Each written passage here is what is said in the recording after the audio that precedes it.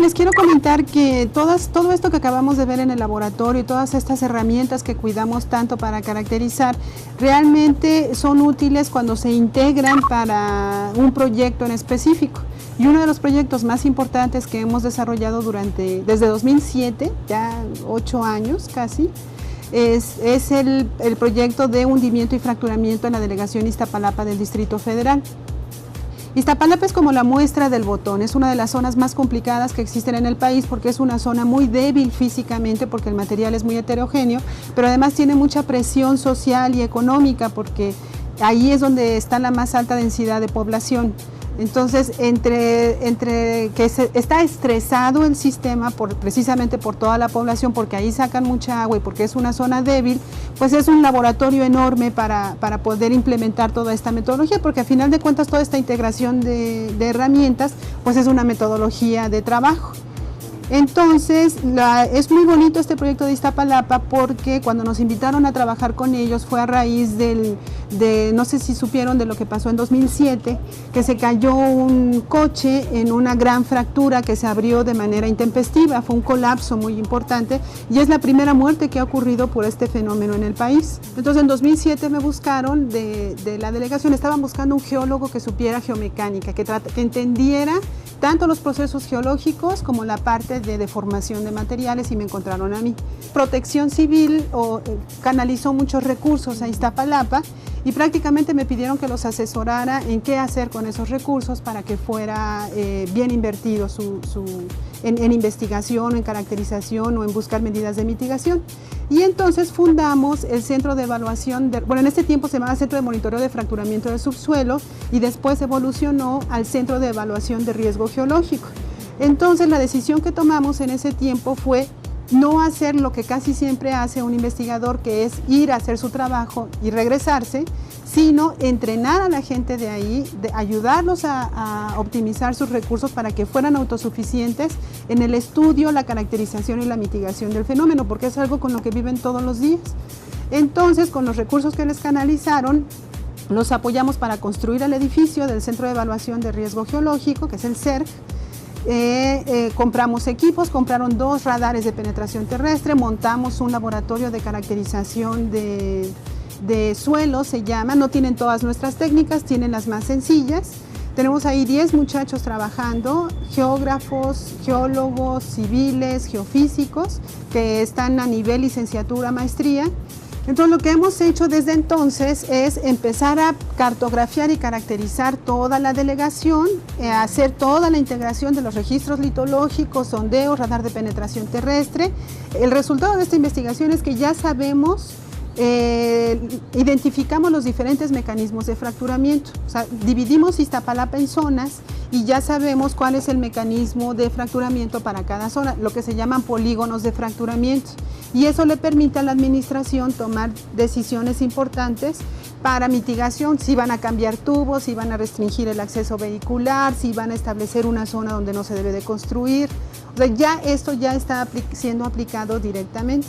Estamos montando un sistema de monitoreo en las fracturas que ya nosotros hemos detectado que se mueven más. Hemos montado estaciones de medición que están monitoreando qué tanto se desplaza una con otra. Hacemos levantamiento topográfico continuo, hacemos interferometría de radar de penetración terrestre para ver desde arriba, desde los satélites, cómo se está moviendo el suelo. Y con ello llegamos al Atlas de Riesgo Geológico de la delegación. La diferencia entre peligro geológico y riesgo geológico es cuando cuantificas el daño que hace un fenómeno. Por ejemplo, el peligro geológico es la fractura, o el deslizamiento, o la erupción volcánica. Eso es lo que hace la mayoría de nosotros. Tratamos de entender qué fenómeno geológico puede ocasionar un peligro. Pero una estimación de riesgo es cuando ya eso lo traduces a cuánta gente puede morir, cómo se degrada su calidad de vida, cuánto cuesta la infraestructura civil que está rompiendo. Ya cuando haces esta multiplicación de la probabilidad de que ocurra el fenómeno con los daños que puede ocasionar, entonces sí haces una estimación de riesgo geológico.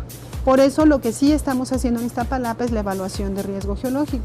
La implementación de esta metodología nos permitió obtener el primer premio de ingeniería de la Ciudad de México en 2010, precisamente por la creación de este Centro de Evaluación de Riesgo Geológico, y 4 años después, este año, nos están dando la medalla al mérito. Nos dieron el 19 de septiembre en la Asamblea Legislativa del Distrito Federal la medalla al mérito de Protección Civil, también por este proyecto. Lo que para nosotros como grupo de trabajo tiene muchísimo significado, porque no es nada más la validación de la metodología y de su utilidad, sino el reconocimiento de que de verdad está sirviendo para la mitigación de riesgo en la delegación Iztapalapa, y reconocido por Protección Civil, ¿no?, que es el responsable oficial de todo esto, de este fenómeno en el país.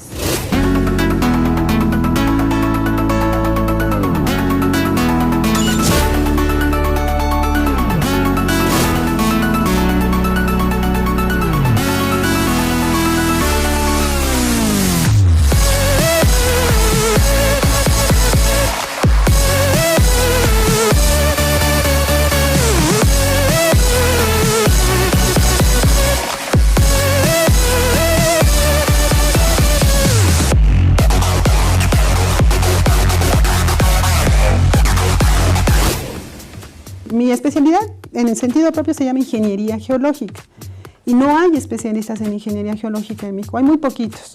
Hay gente haciendo trabajos aplicados, pero hay poquita gente haciendo investigación.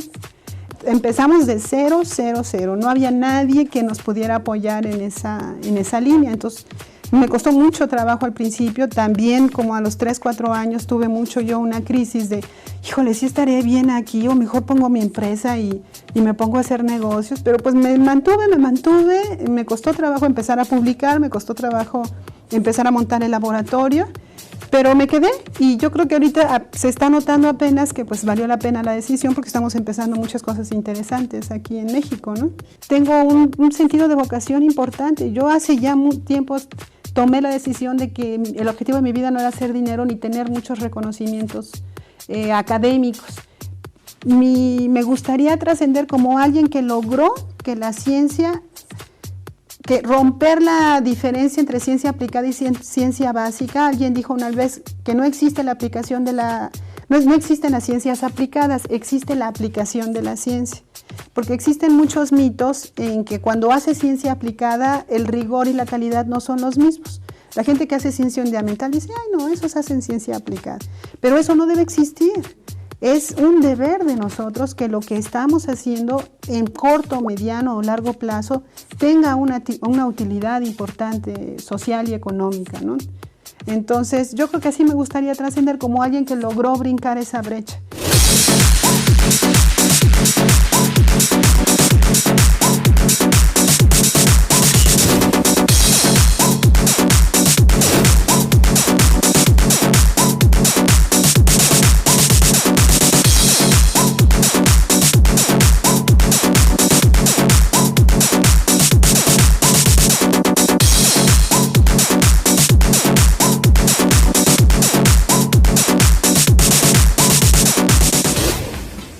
Yo tengo mi alma dividida siempre, ¿no? Una mitad es mi trabajo y la otra mitad es mi familia. Y pues para todo tiene que haber tiempo, los dos son trabajos de tiempo completo. Estoy casada afortunadamente con otro investigador, entonces nosotros nos entendemos con el doctor Mariano Cerca, entendemos perfectamente las actividades de uno y de otro, y nos tratamos de apoyar, porque pues en este tipo de cosas, si no trabajas en equipo, pues se complica mucho, ¿no? Entonces tenemos 2 niñas de 10 y de 12 años, Lila Erandi y Deria Mariana, 10 y 11 años, perdón, y pues tratamos de convivir lo más que podemos con ellas. Tenemos la súper ventaja de que nuestro trabajo lo tenemos aquí, ¿no? Entonces no tenemos que estar siempre 100% en la oficina, sino que podemos trabajar en nuestra casa en la noche o los fines de semana, cuando podemos. Y entonces tratamos de combinar siempre, respetar los espacios de la familia, darle atención a nuestras hijas que deben de crecer con sus papás cerca. Y jugamos mucho al trabajo en equipo. Ellas entienden que de repente pues no podemos estar aquí el fin de semana, tenemos que ir a hacer trabajo de campo, nos acompañan, muchas veces nos las llevamos a hacer trabajo de campo, y cada vez están más interesadas en lo que hacemos, ¿no? Poquito a poquito. Ya cuando eran pequeñas era un poco más complicado, pero nuestros estudiantes nos ayudaban a cuidarlas y cuando nos llevábamos a campo. Pues me gustaría que supieran que sobre todo en países como México y en otros países donde desafortunadamente no tenemos tantos apoyos como quisiéramos, ser científico es un gran reto todos los días, porque son como 5 trabajos al mismo tiempo. Además de tu vida personal, lo que platicábamos hace un momento, ¿no? Tenemos no solo la obligación, sino el deber de dar clases. Tenemos que transmitir lo que podamos a los muchachos que están empezando. Esa ya es una profesión en sí, pero además tenemos que levantar nuestras técnicas, nuestras líneas de investigación con todo lo que lleva. Tenemos que buscar proyectos para los apoyos, tenemos que organizar los laboratorios, tenemos que gestionar el mismo proyecto, tenemos que publicar, porque esa es la manera en que evalúan la calidad de nuestro trabajo.